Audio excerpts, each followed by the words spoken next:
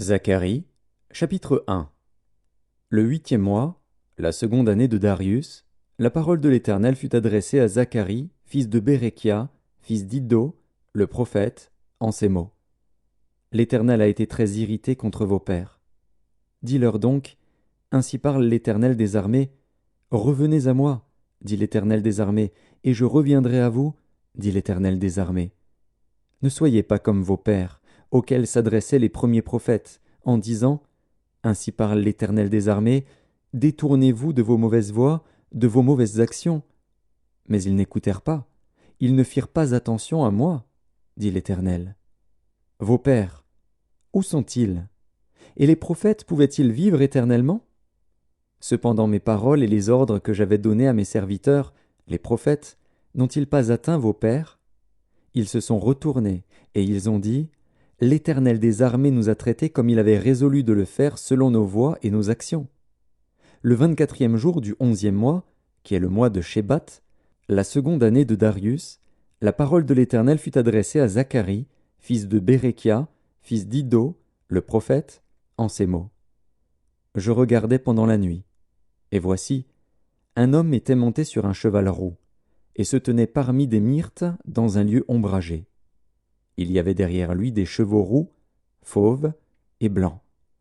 Je dis, qui sont ces chevaux, mon Seigneur?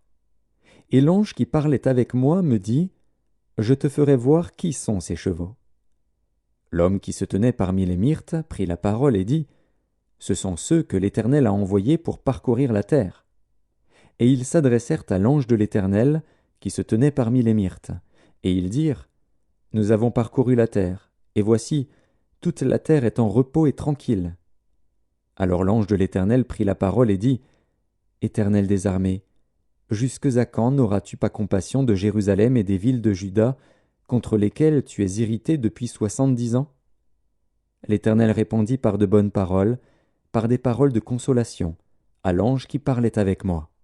Et l'ange qui parlait avec moi me dit, crie et dis, ainsi parle l'Éternel des armées, je suis ému d'une grande jalousie pour Jérusalem et pour Sion, et je suis saisi d'une grande irritation contre les nations orgueilleuses. Car je n'étais que peu irrité, mais elles ont contribué au mal. C'est pourquoi ainsi parle l'Éternel, je reviens à Jérusalem avec compassion.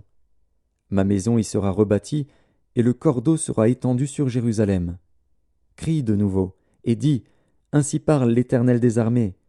Mes villes auront encore des biens en abondance. L'Éternel consolera encore Sion, il choisira encore Jérusalem. Je levai les yeux et je regardai, et voici, il y avait 4 cornes.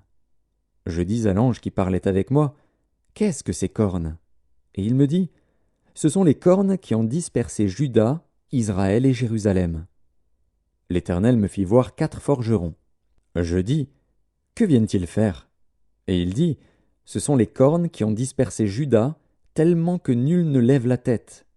Et ces forgerons sont venus pour les effrayer et pour abattre les cornes des nations qui ont levé la corne contre le pays de Juda, afin d'en disperser les habitants.